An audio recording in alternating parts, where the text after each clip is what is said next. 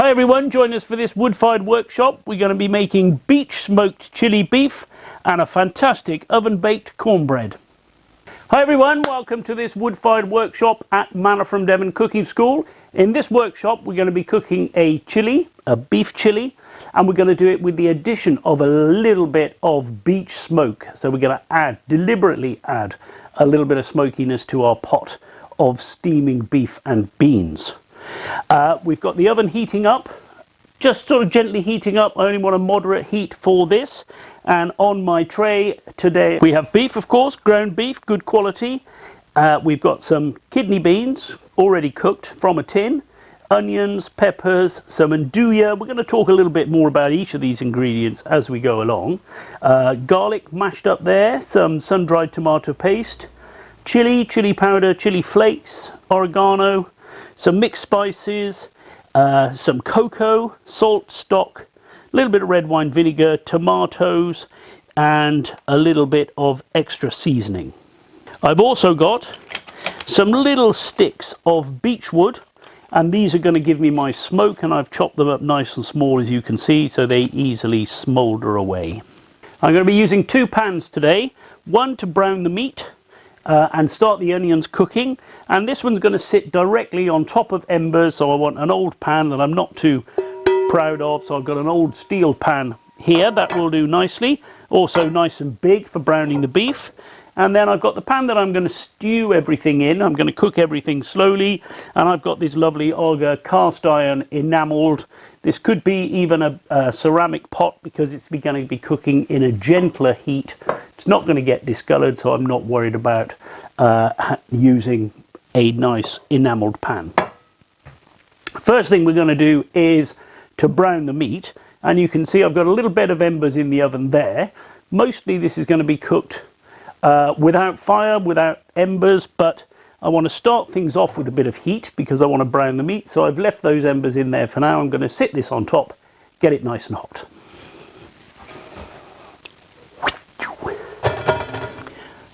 Hopefully I've got this pan nice and hot so that I can really brown the meat up and give it that extra burst of flavour that browning can give us. So all of that can go in there.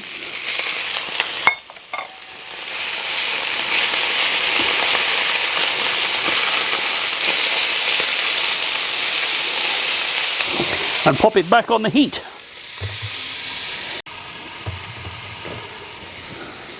Now that meat is browned, I can pop all of that straight into my cooking pot, getting all of those crusty bits as well.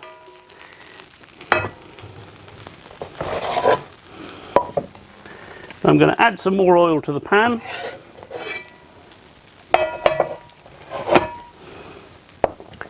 And just soften some onions a little bit, along with some peppers. And I really just want to start cooking these, not really cook them very much, but just begin to soften them down.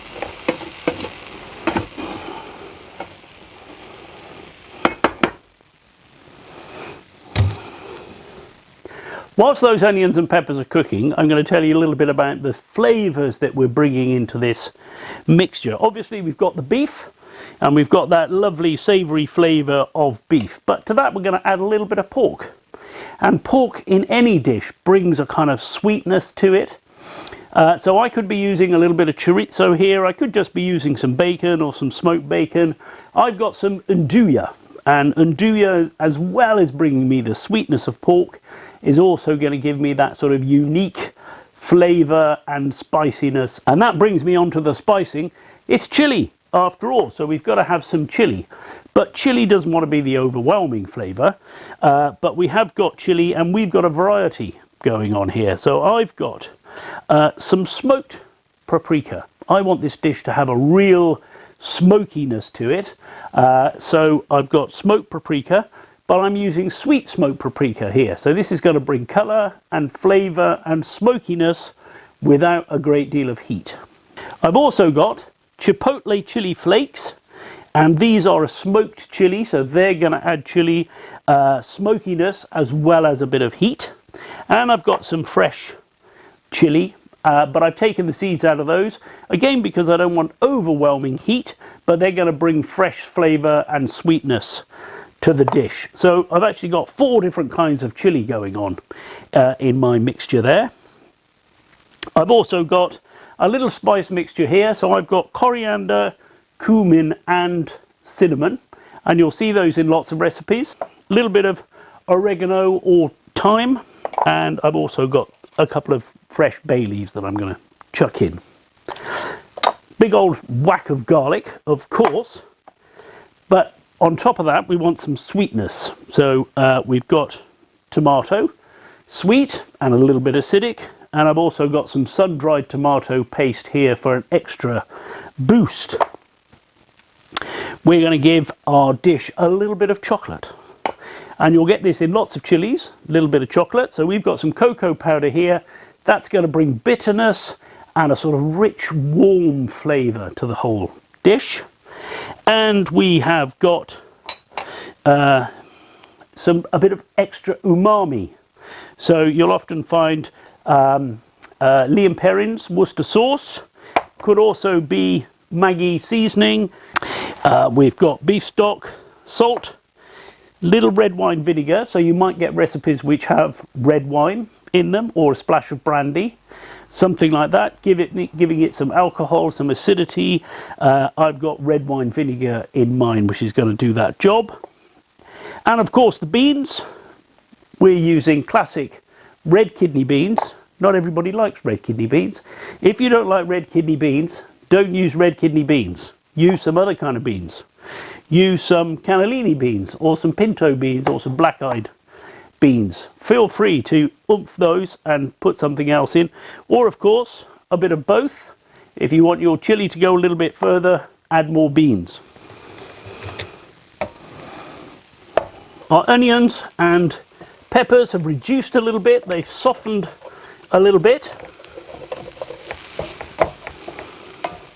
And now into this I'm going to add the garlic to start cooking that a tiny bit. I'm going to add the dry spices so that they get a little bit of extra heat to toast them. And I'm going to add the fresh and dry chilies. Mix all that and just cook that together for 2 or 3 minutes, just to give all of that, and you'll get a lovely smell.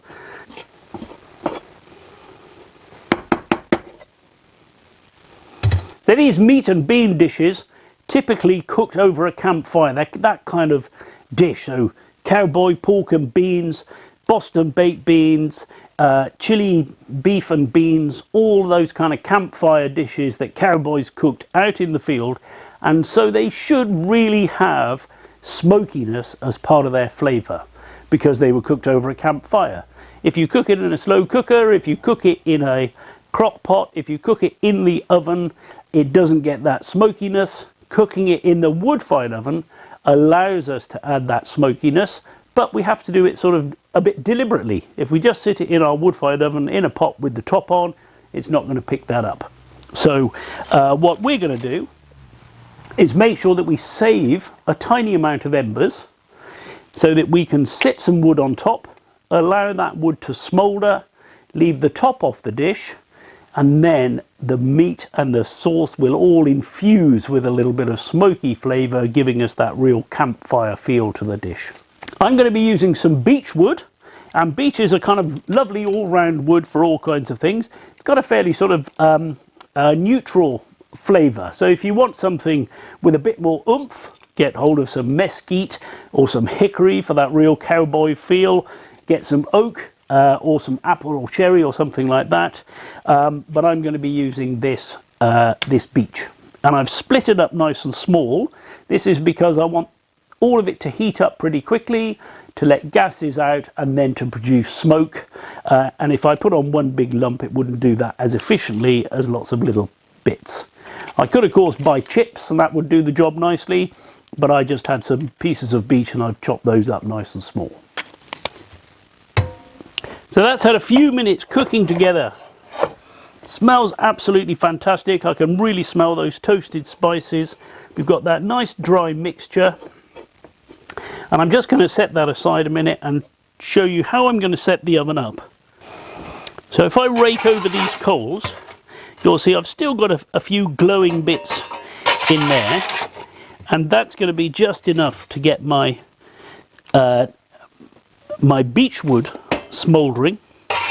So I can take some of it out, because I don't want those embers to add too much heat to the oven.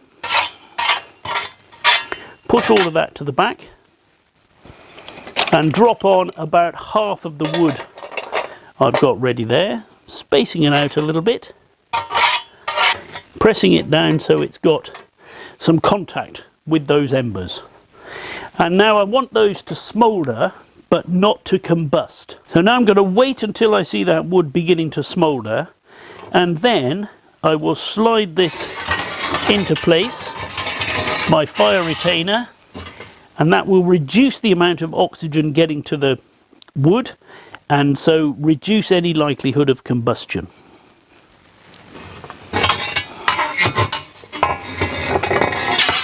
But I won't do that until it starts to smoulder, because it just needs a little bit of oxygen to get going. So now I'm ready to pretty much throw everything together. So into my meat I can add these onions and peppers. I can break up the andouille a little bit. It will all break down as it's cooking, so I don't need to worry too much. In with the oregano, tomato, sun-dried tomato paste, cocoa powder, beef stock, red wine vinegar, and a good splash of Worcester sauce. I'm going to give all of that a stir.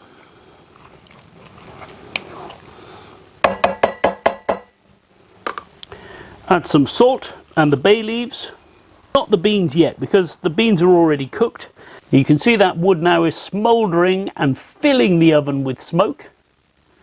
Before it gets too far and gets too hot, I'm going to cut off its oxygen supply.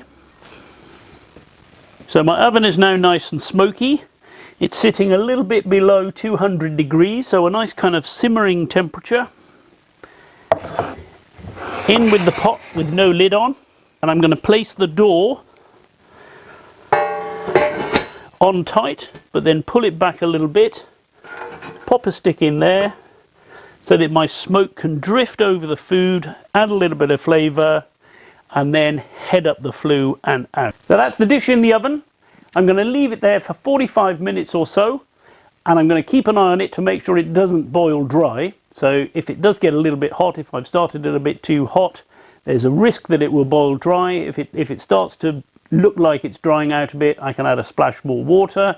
I might also add a little bit more wood so that we keep a nice consistent amount of smoke rolling over the food, and I keep an eye on the top of the flue, make sure there's a nice blue smoke coming out of the top at all times. We're a little bit over 45 minutes into this cook, and I just want to show you how the oven is holding up.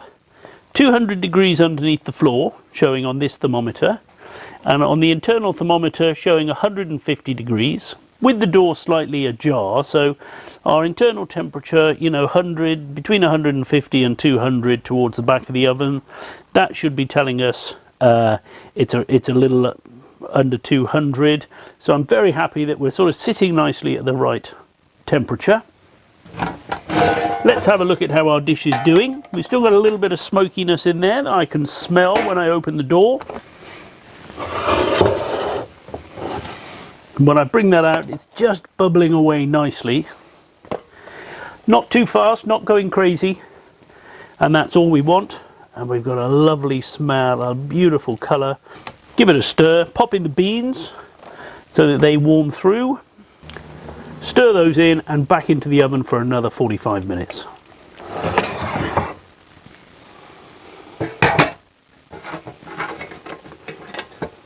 Welcome back everybody. Our chilli should now be nicely cooked through. It's had a little bit over an hour and a half. Let's bring it out and have a look.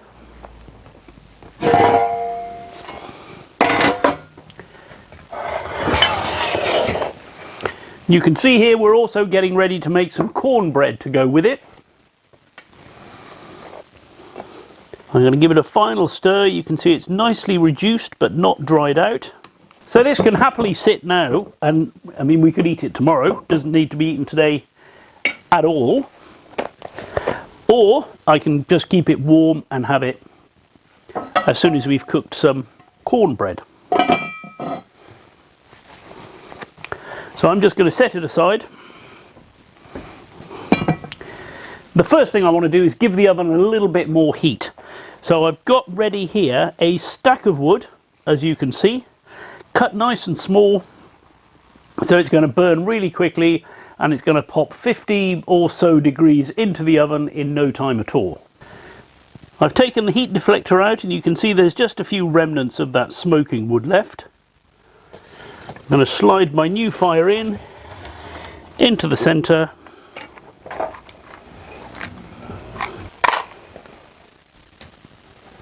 And that will be going in no time at all. At the same time I'm melting a little bit of butter for our cornbread. I've got cornmeal, obviously, also polenta, a nice fine one, not too coarse. Plain white flour, a little bit of salt, baking powder to make it rise, a little bit of sugar and a little bit of cumin for flavour. Those are the dry ingredients. In here, eggs and milk, which I'm going to beat up together. And then also we're going to add a little bit of corn, just so that we know it's cornbread, chopped red chilli, fresh coriander and some cheese, some nice melty cheese. And the other ingredient is the butter, which we want to be just melted, not hot, just sort of melted down a little bit. You can see that that fire has got burning really quickly, so that we just blast the oven with heat. You can see those embers have almost died down now, so I'm going to push them off to one side with the fire retainer.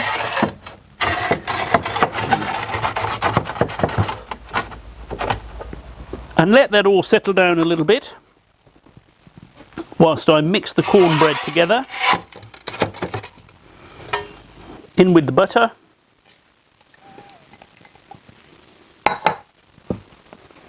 Just want to make sure that's not too hot, because I don't want to cook the eggs before they get mixed into the bread.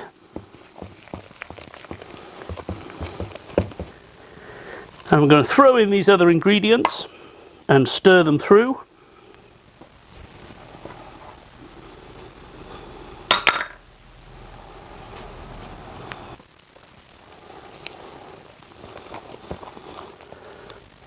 And then straight into this prepared tin.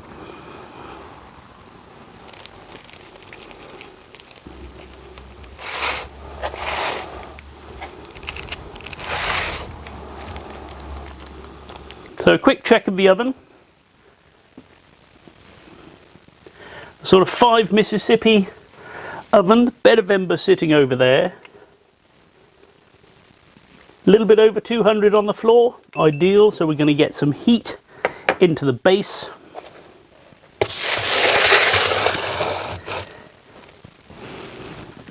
And I'm just going to sit the door on, not quite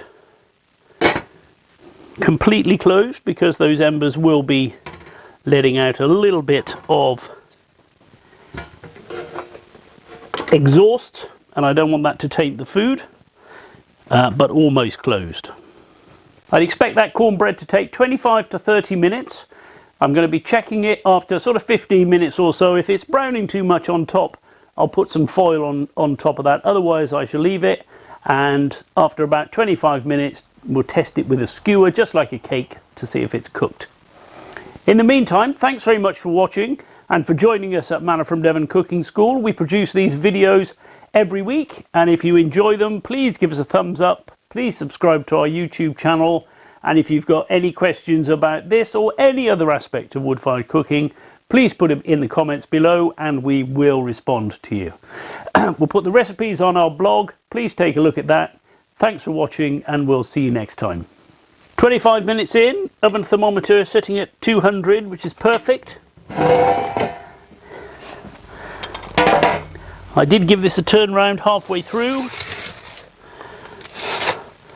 Colour on top looks lovely, nicely risen, nice and firm, so I'm just going to skewer this.